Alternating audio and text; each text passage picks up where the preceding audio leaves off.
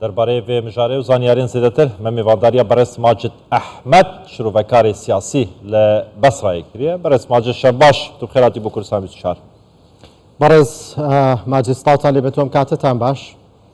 کێشەی سنووری نێوان عێراق و کۆیت مێژوویکی دوور و درێژی هەیە بە تایبەت لە دوای داگرینی کوێت لەلایەن عێراقەوە لە ساڵی 1990 و بە تایبەت لە دوای 1993 کە ئەنجومەنی ئاسایش بڕیارێکی دا لەبارەی دیاریکردنی سنووری نێوان عێراق و کۆیتەوە لەو کاتۆ ڕێکەوتنێک کرا و دواتریش لە ساڵی سەردەمی حکوومەتی مالیکی لە ساڵی 2013 لەسەر بەشێکی زۆر لە کێشەکانیان لەسەر سنوور ڕێکەوتن هۆکار چییە جارێکی ترم دۆسەیە هەڵدرایەوە بسم الله الرحمن بە ناوی خدای گەورە و میهرەبان زۆر ڕێز و سەڵاوم بۆ جەنابتو بوو بینەرانی بەڕێستان هەیە لە سەرەتادا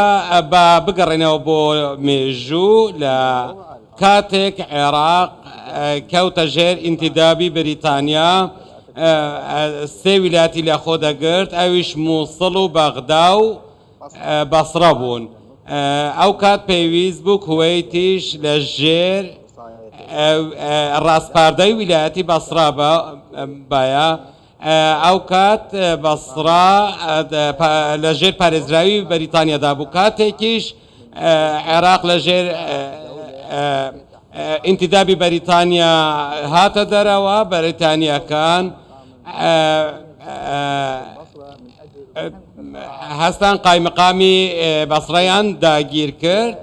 لە پێناو دەستگیر کرد لە پێناو دەست بە سەرداگرتنی بەندەرە ئاویەکانی ئەو شارە دوای جەنگی کەنداویش کە لە دووی ئابدا شەڕ هەڵگیرسا ئەنجومەنی ئاسایش بڕیاریدا کە سنوورەکانی نێوان کوێت و عێراق دیاری بکرێت و نەتەوە یەکگرتووەکانیش پشتی پێبەست و کە دواتر وەزیری دەرەوەی ئەندۆنیسیاش باشە کاک ماجد پێشبینیا چ دەکەن ji bo van ئالۆزیانە ئەف پێشهاتن هاتینە پێش بەڵێ ڕیاز قەیسی تاڕق مەرزوقیش ئەوانە دەستیان لە کارکێشایەوە وەزیری دەرەوەی ئیندۆنیسیا کشایەوە لەو ڕێککەوتنە چونکە گوتی ئەوە لە تایبەتمەندی مندانیە کە سنوورەکان دیاری بکەین هەروەها باڵیۆزی عێراقیش کشایەوە ئەوان پشتیان بە نامەیەک بەست نوری سەعید بوو کە ئاراستی بەریتانیا کرابوو کاک ماجد نظام دەنگێمت گەیتە کاک ماجد تەمام ئەف بەشەکە ژێ تاریخی و ئالوزیا دنابەرە عێراقی و کوێتێدا هەیە پێشبینیا چ دەکەن ji بۆ ئەف پێشهاتن نەها هاتینە پێش بەڵێ لە ڕاستیدا ئەوەی ئێستا ڕوودەدات پێویستە لەسەر کوێت ئەو دۆخە نەقۆزێتەوە کە گەلی عێراق پێیدا گوزەر دەکات پێویستە لە ئۆکرانیا و رووسیا دەرسێک وانەیەک وەربگرێت لە تایوان و چین وانەیەک وەربگرێت کە دەبینن ئەو ڕۆژێک لە ڕۆژان سەر بە وڵاتانە بوون ئەو عێراقیش مافی خۆیەتی کە داوای مافەکانی خۆی بکات لە سنوورە ئاویەکان و وشکانیەکان بەڵام کوێیت هەمیشە هەوڵ دەدات کە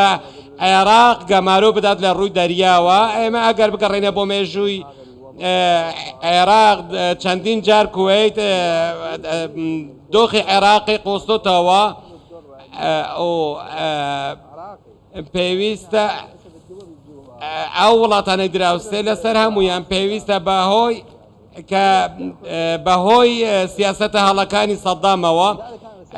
ڕوبەڕووی چەندین ئالنگاری سنووری بۆتەوە پێویستە ڕێز لە گەلی عێراق بگرن ئێستا هەموو شتێک گۆڕانی بەسەردا هاتووە ئێستا کوێت چی لە عێراقەوێت کوێت واتە بە گوێرەی دیاریکردنی سنوور ئەوان ئاماژەیەکیان داناوە لە ناوچەیەک کە پێویستە مەودایەکی فراوان وەکو سنوور دیاری بکرێت لە نێوان کوێت و عێراق لە ناو ئاویشدا لە ناو ئاوەکانی عێراق هەستاوە بە دروستکردنی چەندین دوورگەی دەستکرد هەروەها هەوڵی بەردەوامی گۆڕانکاری دیموگرافی دەدات و دەیەوێت لە ڕووی دەریاوە عێراق بخنکێنێت ئامەش بەو بڕوایە کە بەلای خۆیەوە عێراق وڵاتێکی لاوازە ئێستا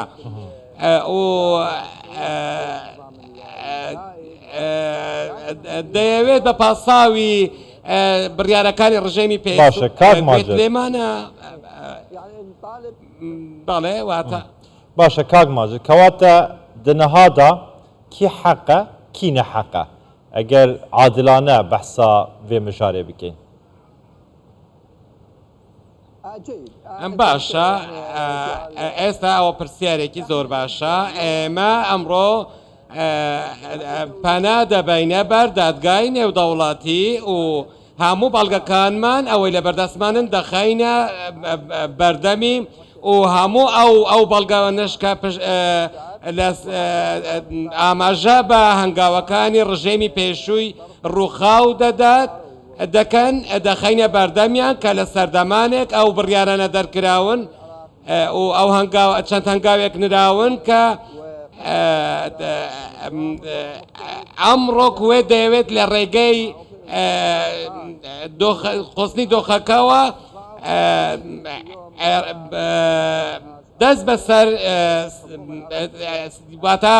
تەجاوز بکاتە سەر سنوورە ئاوی و وشکانیەکانی عێراق و ئێمەش ئەو کاتیش چاوەڕێ بڕیاری دادگای نێودەوڵەتی دەکەن لەو بارەیەوە بزانین چی دەڵێ بەڵێ بەڕێز ماجد کێشەی نێوان عێراق و کۆیت وەکو تۆ مێژوویەکی درۆ درێژی هەیە و لەسەر ئاوە لەسەر خاکە لەسەر بیرە نەوتە هاوبەشەکانیشە کێشەکانیان ئەو ڕێکەوتنی لە ساڵی 2013 کە کرا لە نێوان عێراق و کوێیت لە سەردەمی ئیدارەی نوری مالکی کە بە پێی بڕیاری 833 ئەنجومەنی ئاسایش بوو ئێستا کوێیتەوە ڕێکەوتنی پێشێل کردووە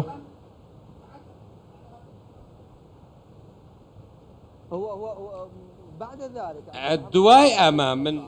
تۆ باسی 2013 دەکەی بەڵام دوای ئەوەش حکوومەتی عێراق لە ساڵ 2017 یاداشتێکی ناڕەزاتی پێشکەش بە دادگای نێودەوڵەتی کردووە لەوەی کە کوێت دەیەوێت لە خۆر عەبدوڵڵا هەوڵی گۆڕینی دیموگرافیای جوگرافیای عێراق چ لە ڕووی ئاوەیان لە وشکانیەوە دەدات بۆچی ئەو کات بۆچی عێراق ئەو یاداشتای پێشکەش کرد زۆر باشە بەڵێ بەڵێ ماجد ئەحمەد شوڕەکاری سیاسی و لە بەسڕایەت گەلمە بۆ سپاس بۆ شروعێنتە سپاس بۆ بەژاریتان